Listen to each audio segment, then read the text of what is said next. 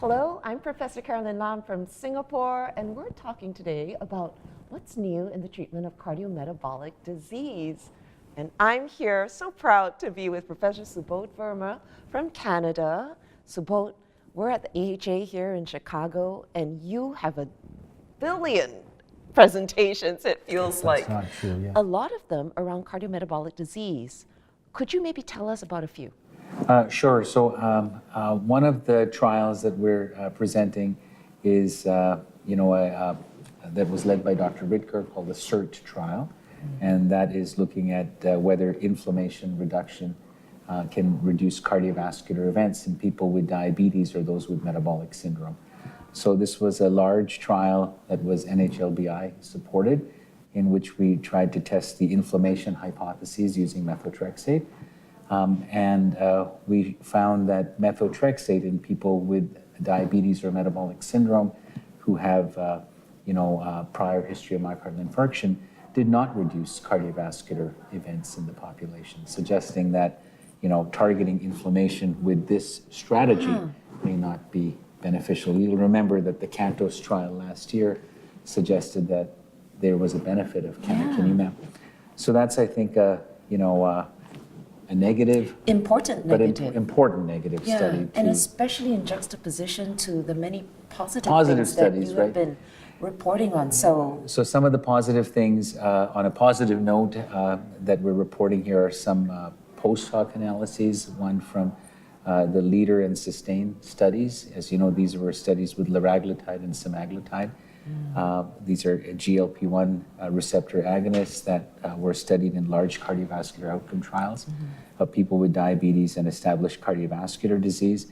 And from the LEADER study, what we're showing is whether the benefit, the question we asked is whether the benefit of liraglutide and semaglutide can be seen across different BMI categories and different blood pressure categories.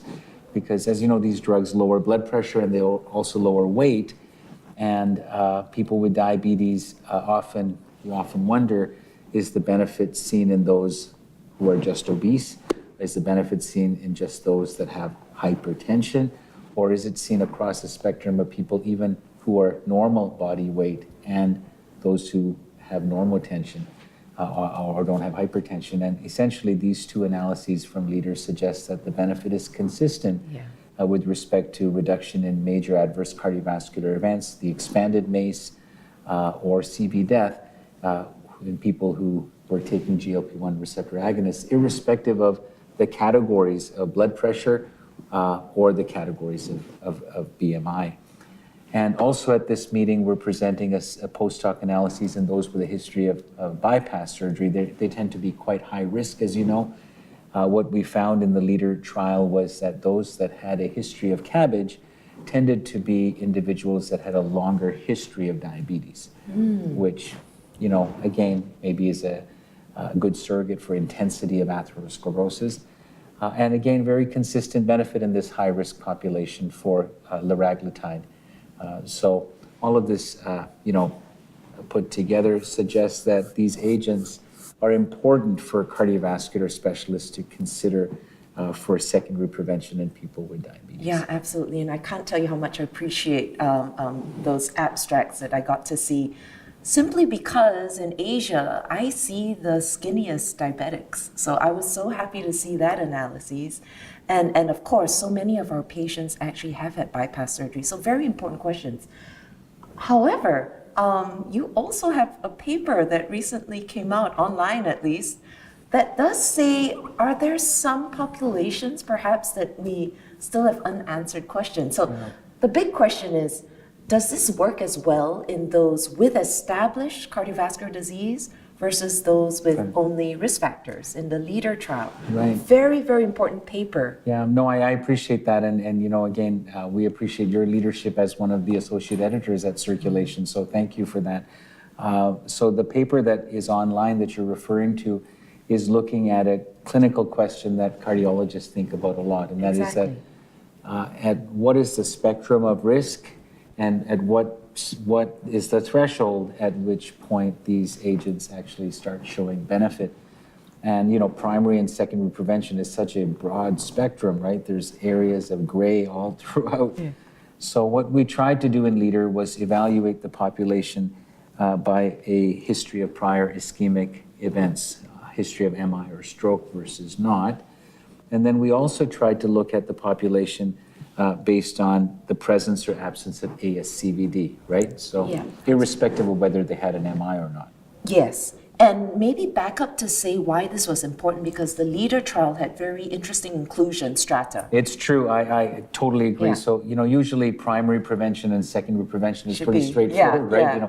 You have an MI or not. It's usually based on ischemic stratification.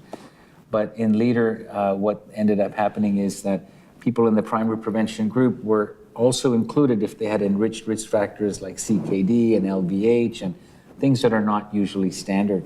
So this helped us really differentiate the population along the classic lines of distinction of people with prior history of MI or stroke, those with ASCVD who have not had a prior MI or stroke, and then those without MI, stroke, or ASCVD who are truly primary prevention, if I may. Perfect, so very And important. So the three categories. And what we actually found is that there appears to be a modest benefit in those without ASCVD or those without a history of MI.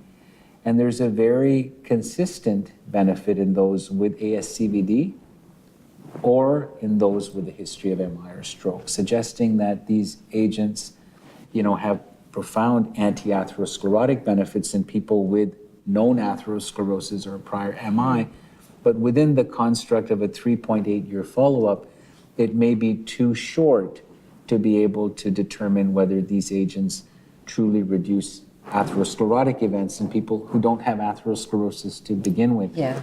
So I think to your question, is there an unmet need? I think that's a population that probably needs to be further evaluated moving forward, but maybe a more enriched population and maybe a longer duration of follow-up. And as you know, the REWIND trial has just announced that it has also met its primary outcome, and we will hear more about that, particularly that trial has a large number of primary prevention patients. Yeah, indeed. Well, maybe something to add to your paper in circulation is, if people believe in formal statistical interaction analyses, that was not significant. Good point. Good point. So in fact, if you interpret it from a statistical standpoint, which I'm, as an editor, you're absolutely keeping me honest here, which I appreciate that, is that truly all three groups, the p-value for heterogeneity was not significant. So from a statistical standpoint,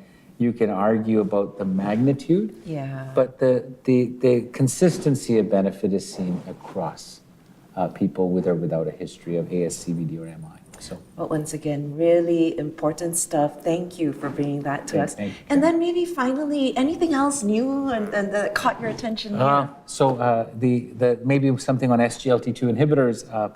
We're presenting one of the late breakers tomorrow called EMPA-HEART.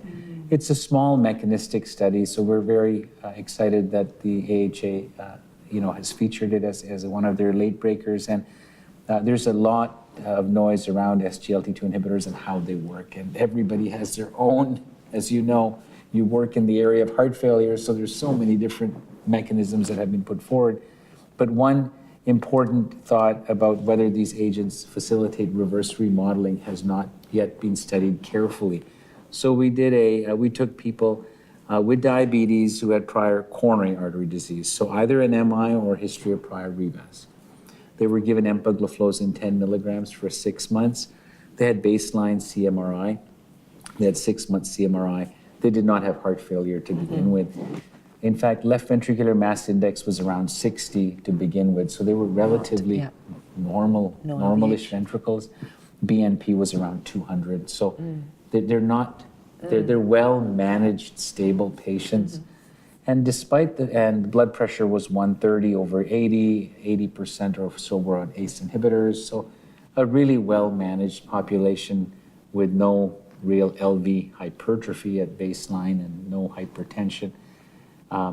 And despite that, we found a statistically significant reduction in LV mass index at 6 months. And It was a, you know, blinded adjudication, blinded CMRI reading, and when you actually look at the subgroup of patients that had left ventricular mass indices of over 60 at baseline, they had the greatest drop in LV mass.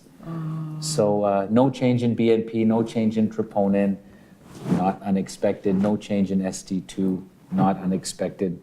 But for the first time in the short period, you can see that on top of ACE inhibitors, on top of good blood pressure control, there's something about these agents that is facilitating reverse remodeling. So many more questions around LV strain and RV strain and, you know, diastology, et cetera, are being evaluated, but top line is that the primary outcome was positive. Wow, and can you tell about the EF?